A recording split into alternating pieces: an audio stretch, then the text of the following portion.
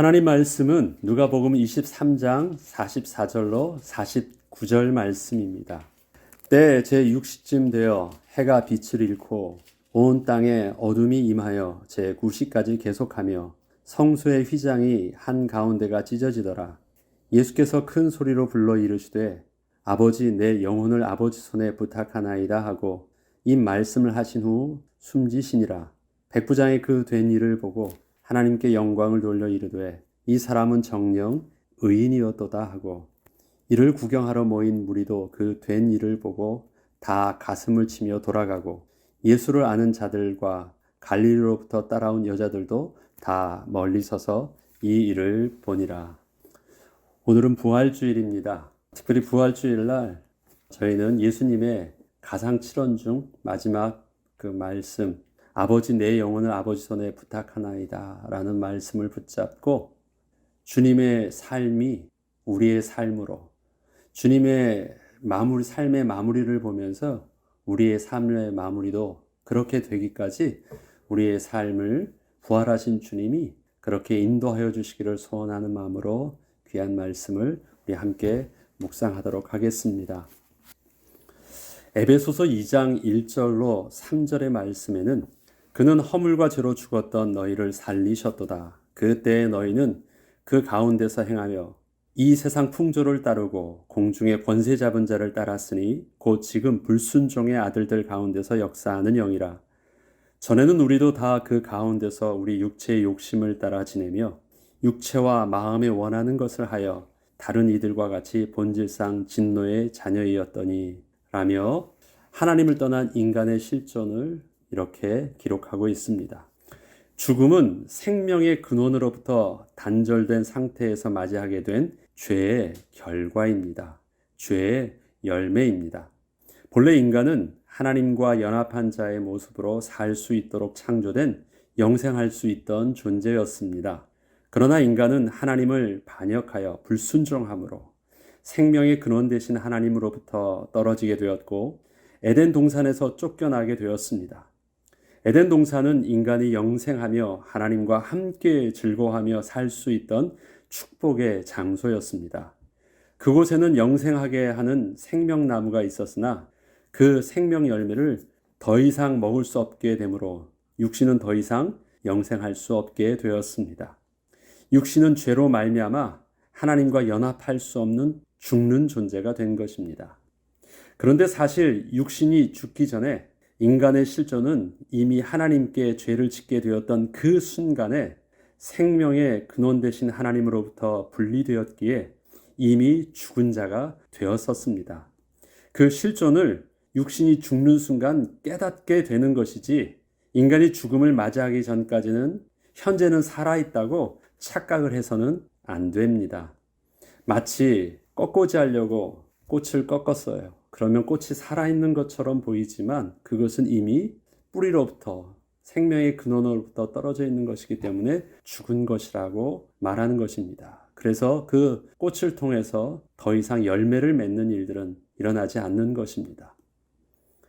이 땅에 사람의 몸으로 오신 예수님은 우리와 동일한 육신의 한계를 가진 모습으로 이 땅에서 사셨으나 근본적으로 다른 삶을 사실 수 있는 이유가 있으셨습니다.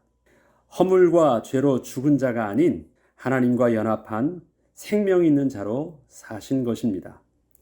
세상 가운데 있으셨지만 세상 풍조를 따르지 않으셨고 공중의 권세 잡은 자를 따르지 않는 삶을 사셨습니다. 육체의 욕심을 따라 육체와 마음에 원하는 것을 하는 본질상 진노의 자녀의 삶을 살지 않으시고 하나님과 연합한 하나님의 자녀요 하나님의 아들의 모습으로 사신 것입니다. 예수님의 삶을 주님의 마지막 기도에서 이렇게 사셨다라고 요한복음 17장 11절로 21절을 예수님께서 이렇게 고백하고 있습니다.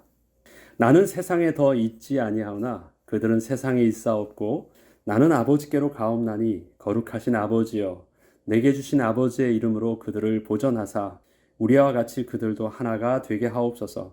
아버지여 아버지께서 내 안에 내가 아버지 안에 있는 것 같이 그들도 다 하나가 되어 우리 안에 있게 하사 세상으로 아버지께서 나를 보내신 것을 믿게 하옵소서.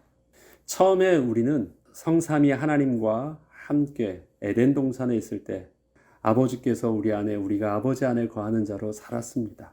하나님을 떠나게 되었을 때 우리는 고아와 같은 자가 되었고 하나님을 떠난 진노의 자녀가 된 것입니다.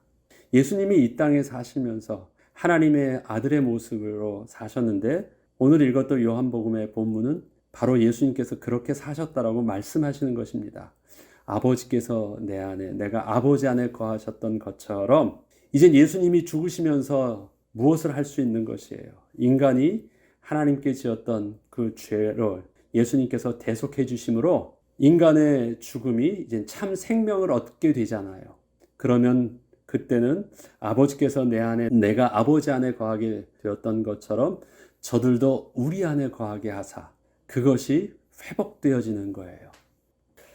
이렇듯 예수님이 이 땅에서의 삶은 인간의 성정을 가진 육신의 모습처럼 보였지만 그 안에 그의 영혼은 참 생명을 가진 자의 삶이셨기 때문에 같아 보이지만 근본적으로 다른 삶을 사셨다라고 말씀드리는 것입니다. 세상은 참 생명을 가진 예수님의 모습을 제대로 보지 못했습니다. 그저 자신들과 다르지 않은 인간으로만 볼 수 있었을 뿐이었습니다. 그러나 세상은 예수님의 생명이 인간의 생명과 근본적으로 다른 분이셨음을 깨닫게 되는 순간을 맞이하게 되었습니다. 바로 예수님의 죽음의 순간을 목격하게 된 것입니다. 세상은 죽으면 자기 스스로 더 이상 어찌할 수 없으니 다 끝난 것이라 생각을 하고 있었는데 예수님은 세상과 똑같이 죽음에 맞이하는 순간이 왔을 때 예수님은 자신의 영혼을 하나님께 맡기는 것을 보게 됐습니다. 세상이 예수님께서 자기 영혼을 하나님께 맡기는 것을 보게 되므로 우리의 생명과 예수님의 생명이 어떻게 근본적으로 다른 것인가를 그때서야 깨닫게 되었다라는 것입니다.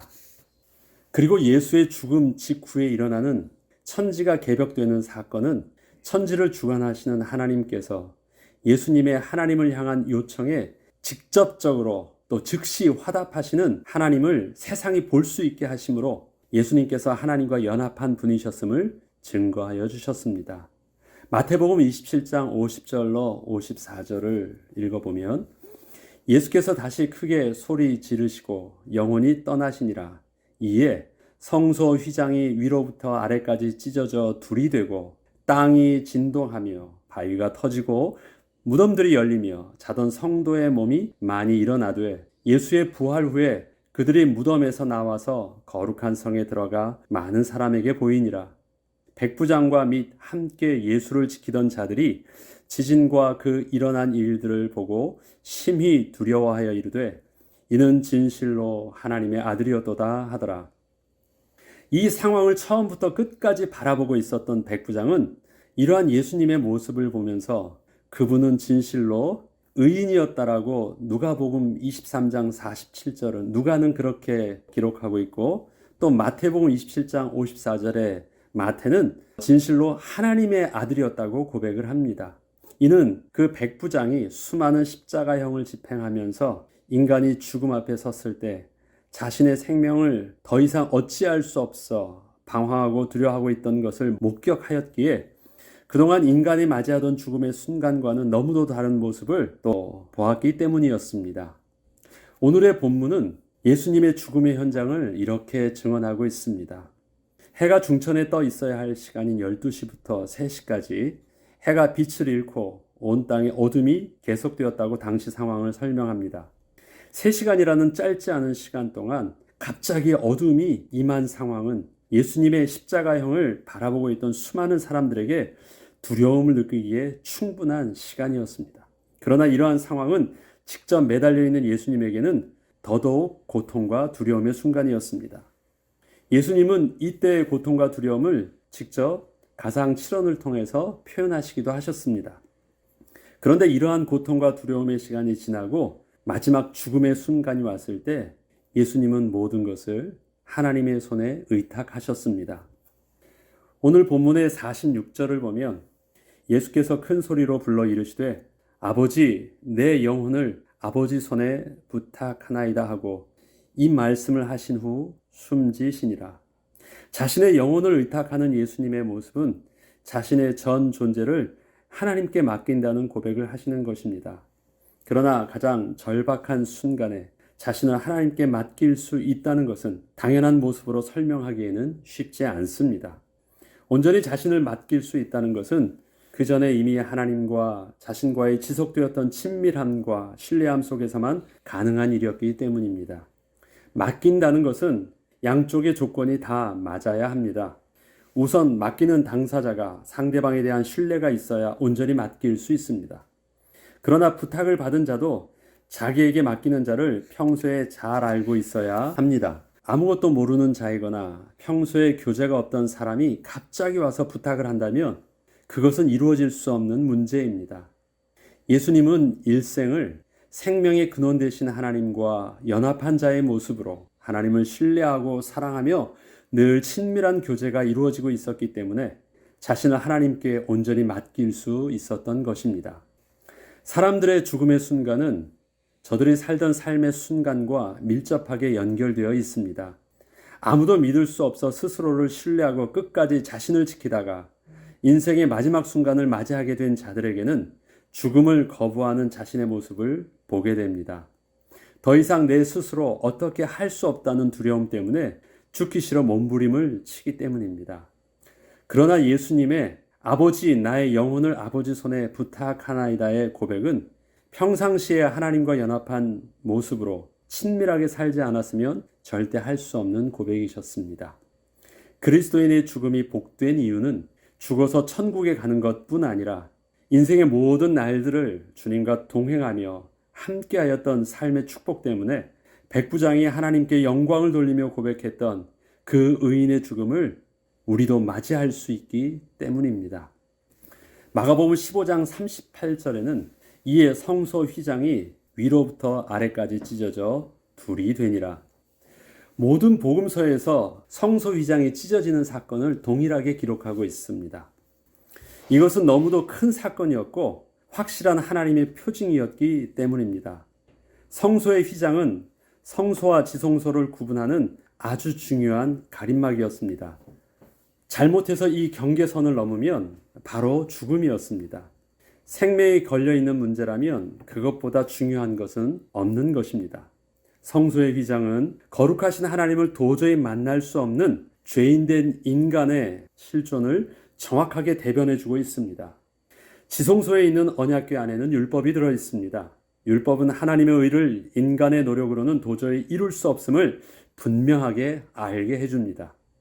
이러한 성소와 지성소의 구분을 예수님께서 화목제물로 대신 죽으사 하나님과의 막힌담을 단번에 헐어주셨습니다.